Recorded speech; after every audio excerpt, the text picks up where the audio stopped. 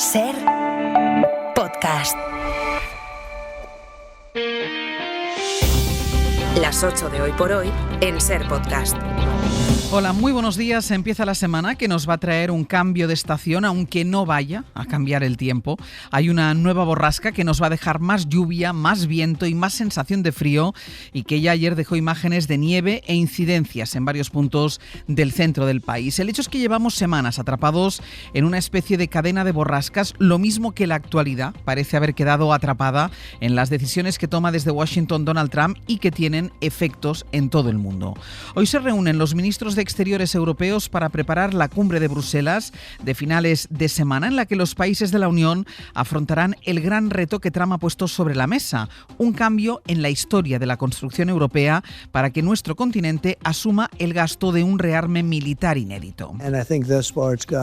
Okay, we'll know a little bit more on Monday. Dijo Trump que hoy mismo, este lunes, puede haber anuncios en torno a Ucrania, aunque a bordo del avión presidencial ha aclarado esta misma madrugada que prevé hablar con Vladimir Putin mañana martes. En todo caso, esa conversación será después de que Rusia dijera anoche, al fin, cuáles serían sus condiciones para empezar a hablar de un alto el fuego, que Ucrania no entre en la OTAN. Sastre, buenos días. Buenos días, Barceló. Occidente presiona a Putin, lo ha hecho con la cumbre que lideró el británico Starmer y lo va a hacer con esa cumbre europea del jueves y el viernes que desde hoy mismo se prepara ya en Bruselas, animada ni más la capital comunitaria por esa movilización ciudadana sin precedentes que hemos visto este fin de semana en las calles de Roma.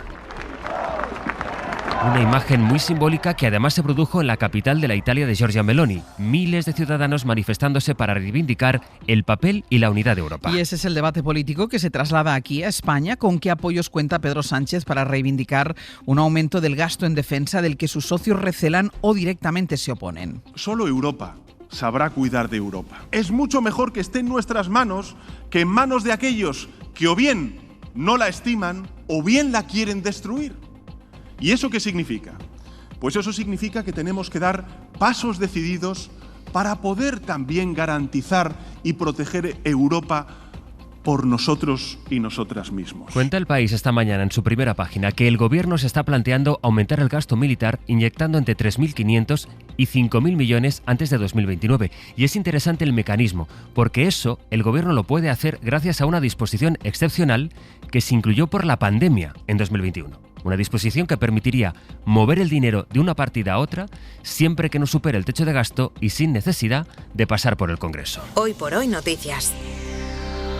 Ser Podcast. Esta sería una de las opciones que contempla el gobierno, que, como les estamos contando desde hace días, se plantea fórmulas para aumentar el gasto en defensa, incluso sin pasar por la Cámara, consciente de que ahora mismo no tiene apoyos para sacar adelante unos presupuestos. Guillermo Lerma, buenos días. ¿Qué tal? Buenos días, Ángel. Y tal como está la situación internacional, esta es ahora mismo la prioridad para Pedro Sánchez. Sí, el gobierno es consciente de que el debate hoy en la reunión de ministros de Exteriores de la Unión y el jueves y el viernes en la cumbre con los líderes girará en torno al rearme europeo y al refuerzo de la ayuda militar a Ucrania. Sánchez acudirá esta semana a Bruselas para defender esa posición de España, que pasa porque el grueso del incremento del gasto en defensa se pague con fondos comunitarios y que no solo se invierta en armamento, sino en un refuerzo de otras capacidades de seguridad para los países más alejados del frente. El Ejecutivo dará esa batalla en Bruselas, mientras que aquí en casa intenta hacer pedagogía. El contexto internacional también se va a colar esta semana en el debate del Congreso de los Diputados, donde la oposición va a forzar votaciones sobre este asunto. Este fin de semana el presidente intentaba rebajar las reticencias de sus socios, asegurando que el rearme es un gesto de solidaridad con los países que nos ayudaron durante la pandemia. Y tenemos que ser solidarios. Esos países, cuando nosotros reclamamos la solidaridad durante la pandemia, lo hicieron. Y gracias a ellos mutualizamos deuda. Y gracias a ello creamos los fondos europeos. Y gracias a ello estamos reindustrializando Europa y también España. El PP quiere evidenciar la división que este tema genera entre el PSOE y el resto de grupos de izquierdas con una iniciativa que lo que refleja realmente es que en la mayoría de los puntos hay consenso entre los dos principales partidos, que sin embargo dan por hecho que tampoco habrá acuerdo en esta materia. Guille, gracias. Hasta luego. Lo que ha hecho de momento el Partido Popular es advertir al presidente del gobierno de que la posición que él vaya a defender a Bruselas tiene antes que pasar por el Congreso. Pedro Sánchez no puede actuar como si España fuera una autocracia, por muy autoritario que él sea. Esto es una democracia y las instituciones tienen que funcionar. Y el próximo martes someteremos a debate esta iniciativa parlamentaria para que el jueves sea votada, antes de que se produzca ese Consejo Europeo en el que va a participar Pedro Sánchez y en el que solo él sabe lo que va a trasladar. El PP quiere enfocar en este asunto su semana parlamentaria mientras aleja los focos de Carlos Mazón, que afrontará los días centrales de las fallas sin dejarse ver en Valencia. Así ha pasado al menos los 17 días que llevamos de marzo. En la dirección del Partido Popular, mantienen su apoyo a Mazón, aunque lo van diluyendo. No solo en conversaciones privadas, donde admiten claramente el desgaste que les provoca el hecho de que Mazón se mantenga al frente del Gobierno de Valencia, sino que han modulado ya ese apoyo incluso en sus declaraciones públicas. David Junquera, buenos días. Buenos días. 3 semanas lleva el PP perdido en el laberinto de Carlos Mazón. Los populares querrían hablar estos días de política internacional, de vivienda o de las cesiones de Sánchez a Junts, pero se van a ver obligados a lidiar de nuevo con todas las preguntas que vayan apareciendo sobre su varón valenciano. El que sigue desaparecido es precisamente el presidente, que obedeciendo órdenes continúa volando por debajo del radar mediático. No participa de las fallas y la versión es que sigue enfrascado en la reconstrucción, una versión que ya no se cree ni en el puente de mando popular, donde ahora se liga su futuro al devenir de la instrucción judicial. Lo dijo el propio Feijóo el viernes: quiero que se investigue hasta el final, vamos a ver dónde están las responsabilidades y vamos a dejar que las investigaciones avancen. A todo esto se suma la no mudanza del Congreso del Partido Popular Europeo, que se celebrará finalmente en Valencia para disgusto de Génova. En el entorno de Mazón se asegura que su idea es estar en el cónclave. El presidente y los suyos creen que están ganando tiempo y que la presión terminará bajando a la espera de lo que pueda contar Salomé Pradas. Acaba de informar ahora mismo la Generalitat Valenciana que el presidente Mazón, acompañado de la consellera de Economía y Hacienda, va a hacer una declaración institucional en Les Corts con motivo de los presupuestos de 2025. Dice que es una declaración, pero a la vez dice que el motivo es hablar de los presupuestos para este año en la sede del Parlamento Valenciano. En fin, todo depende en buena medida de cómo vaya avanzando la instrucción de la jueza de Catarroja. Según el Gobierno, el Tribunal Superior de Justicia de la Comunitat había pedido refuerzos para ese juzgado, que es el que está afrontando la investigación de la Dana. Y el Gobierno anunció ayer que lo va a reforzar. Lo que pasa es que ese anuncio lo hizo en Catarroja la ministra de Ciencia, Diana Morant, que es secretaria general de los socialistas valencianos y que acaba de pedir un adelanto electoral. El Gobierno de España va a reforzar el juzgado de instrucción que está instruyendo la causa de la Dana, el juzgado de instrucción de Catarroja. Es un compromiso del Gobierno. El Consejo del Poder Judicial ha criticado este anuncio del Gobierno. Pedro Jiménez, buenos días. Ángels, buenos días. Porque dice que es al Consejo y no al Gobierno a quien le toca decidir los juzgados que refuerza. El Poder Judicial le ha recordado a Diana Morant el principio de separación de poderes. Ellos son los competentes para acordar el refuerzo de juzgados y tribunales. El órgano de gobierno de los jueces hizo público un comunicado este domingo, después de conocer esas palabras de la ministra y de la líder de los socialistas valencianos, en el que señala que la competencia exclusiva para el refuerzo de órganos judiciales recae en el Consejo del Poder Judicial previa autorización de la partida presupuestaria por parte del Ministerio de Justicia. En el caso del juzgado que investiga al gobierno de Mazón por la gestión de la Dana, añaden: la petición se está tramitando, ya cuenta con todos los informes y será en la reunión de la Comisión Permanente del Consejo este martes cuando se estudie el asunto. Pedro, gracias. A vosotros. Vamos ahora a Andalucía por una información que les adelanta esta mañana la cadena SER. La Junta de Andalucía se ha personado como perjudicada en la causa por los contratos del Servicio Andaluz de Salud. Es un cambio relevante en la posición del gobierno de Juanma Moreno, que hasta el momento trataba de restar importancia al caso y ahora admite el menoscabo de dinero público. Sevilla, Diego Suárez, buenos días. Buenos días. La Junta de Andalucía reconoce ahora a la jueza que ha podido haber fraude de fondos públicos y manifiesta su voluntad expresa de reclamar el daño. Un juzgado de Cádiz investiga contratos públicos por valor de 235 millones que fueron troceados y adjudicados a dedo. Este cambio de estrategia de la Junta coincide con la destitución hace unos días del alto cargo del Servicio Andaluz de Salud que diseñó esos contratos. El Grupo Parlamentario por Andalucía, que integra a Podemos, la formación que hizo la denuncia, pedirá explicaciones a Moreno Bonilla esta semana en el Pleno del Parlamento. Además de este juzgado de Cádiz, otro de Sevilla investiga los contratos de emergencia que la Junta adjudicó a dedo bajo el paraguas de la pandemia cuando ya había decaído la norma que lo permitía. Los sindicatos mayoritarios desconvocaron ayer la huelga convocada desde hoy en Renfe y Adif y que iba a afectar a casi 1.400 trenes. Gobierno y sindicatos han llegado a un acuerdo sobre el traspaso de Rodalies a Cataluña para que los trabajadores sigan dependiendo de Renfe y mantengan sus condiciones laborales. Lo que ha provocado incidencias en la movilidad en estas últimas horas, también en las primeras de la mañana, ha sido el tiempo, porque hay ahora mismo 15 carreteras secundarias afectadas por nieve. La mayoría están en Cataluña, también en la provincia de Granada. La nueva borrasca llamada Lawrence deja viento y agua en el sur, el centro y el este de la península. Lloverá sobre unas cuencas que ya bajan con mucho caudal, Jordi. Vamos a destacar los sitios donde esperamos acumulaciones de entre 50 a 100 litros por metro cuadrado en las próximas 24 horas, que coincide con lo que dices, estos sitios donde los ríos ya van muy llenos. Sistema central, desde el norte de Extremadura hasta la Sierra Madrileña, también en Andalucía, especialmente en el área del Estrecho, Cádiz, Málaga, y también en provincias como Sevilla y Huelva. A ratos la lluvia caerá de manera torrencial. En general, la lluvia afectará a todo el centro y sur de la península. En cambio, en el norte esperamos ratos de sol con temperaturas sin grandes cambios, ratos de viento que mantendrán la sensación de frío. Hoy por hoy noticias. Ser podcast.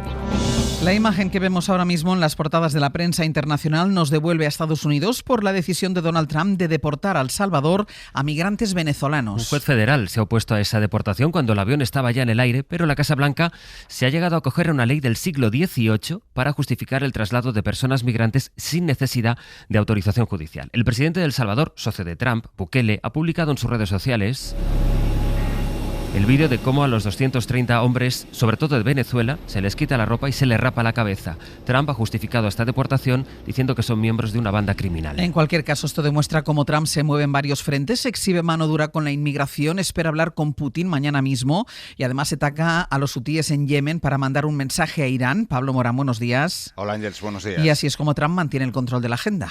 Y la atención internacional, que es su afán principal. En Yemen, Estados Unidos ha seguido atacando posiciones de los hutíes este domingo. El jefe del Pentágono ya advirtió a la milicia de que Estados Unidos será implacable con ellos mientras no cesen los ataques a los barcos que transitan por el Mar Rojo. Estos son los primeros bombardeos que ordena Trump en su segundo mandato y complican su objetivo de sentar a Irán en la mesa de negociación.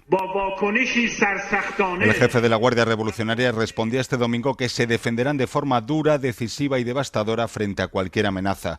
Eso en el plano internacional, pero en clave interna, como decías, Trump defiende su otra guerra, contra los inmigrantes. Y lo defiende exactamente así, como una guerra para justificar el uso de esa normativa del siglo XVIII para saltarse la orden judicial que paralizaba la deportación a El Salvador de esos más de 200 venezolanos vinculados con la organización criminal del Tren de Aragua. Toda una declaración de intenciones de que Trump está dispuesto a imponer su agenda a pesar de los jueces. Pablo, gracias. A ti hasta ahora. En Roma, el Vaticano distribuyó ayer la primera imagen del Papa desde que está ingresado en el hospital. Como contaba la RAI en su telediario de anoche, es una primera foto de espaldas, apenas se ve a Francisco de perfil, está en una silla de ruedas en la capilla del Hospital Gemelli de Roma. El Vaticano acompañaba la foto con un breve comunicado en el que decía que el pontífice había concelebrado una misa. Los cirujanos plásticos piden que se prohíban las publicaciones de operaciones en las que en teoría se ven las imágenes de antes y después de una intervención. Alertan de cómo se trucan las fotos, generando falsas expectativas, y piden que se haga como en Australia, que ha sido el primer país en regular este tipo de publicaciones. Marina Fernández. Las redes sociales están plagadas de fotos de antes y después de cirugías plásticas y prácticamente todas están diseñadas para adornar los resultados. Lo dice una investigación publicada en el Aesthetic Surgery Journal, la revista científica más prestigiosa de esta especialidad, de la que es editor el cirujano Francisco Gómez Bravo. Que hasta el 95% de las imágenes no tienen un rigor suficiente. Propone avanzar en una regulación similar a la de Australia, vigilar y obligar a que la iluminación, la posición, la expresión y el maquillaje en dos imágenes comparadas sean los mismos. Reivindicación que comparte la Sociedad Española de Cirugía Plástica, SECPRE. Maritina Martínez es su vocal ética. Vamos un poco por detrás en el tema de la regulación, pero por supuesto es absolutamente necesaria. Debería venir desde Sanidad. Esto cuando los jóvenes principales usuarios de las redes ya banalizan la cirugía plástica. Piensan que someterse a una cirugía es una tontería. Y llegan a las clínicas exigiendo tratamientos concretos. El fenómeno del doctor Google afecta también a la estética. Y esto realmente es algo delicado y efectivamente peligroso. Según los últimos datos de la Sociedad Española de Medicina Estética, la edad media para hacerse el primer tratamiento ha pasado de los 35 a los 20 años. Y se ha cumplido un año desde que empezó a funcionar la ley estatal que regula las zonas tensionadas de alquiler y que solo se aplica en Cataluña. Dicen los datos del Ministerio que allí han bajado los precios de los alquileres, más de un 6% en Barcelona, aunque a la vez se produce una fuga de oferta al mercado del Airbnb, el piso turístico. Lo que ocurre en paralelo es que la vivienda se convierte en un lujo influenciada por la inversión extranjera, así que el mercado expulsa a los jóvenes de las grandes ciudades y en cambio la oferta de casas millonarias aumenta. Pablo Anzola, buenos días. ¿Qué tal? Buenos días. Sí, el informe constata que mientras los menores de 40 años están siendo expulsados de las grandes ciudades para encontrar vivienda, el mercado del lujo no para de crecer. Esta espaciosa y luminosa propiedad cuenta con 4 habitaciones. Según el informe anual de la inmobiliaria Engel & Volkers, el número de este tipo de operaciones de viviendas prime se ha disparado más de un 10% en el último año hasta máximos históricos y su precio ha subido casi un 16%. Lo explica Constanza Maya. Los aumentos de precio se han producido sobre todo en Ibiza, además de Madrid, en San Sebastián y en los municipios de San Cugat del Valle por encima de los 4.000 euros. Los extranjeros comunitarios latinoamericanos o estadounidenses están multiplicando su interés ya no solo en las capitales y en el Mediterráneo, como era habitual, sino también en otros puntos como el interior peninsular o la costa cantábrica, añadiendo más tensión al mercado inmobiliario del conjunto de España. Y en 10 minutos el abierto. Hoy con Mariola Urrea, Josep Ramoneda y Antón Losada. Para no perderte ningún episodio, síguenos en la aplicación o la web de la SER, Podium Podcast o tu plataforma de audio favorita.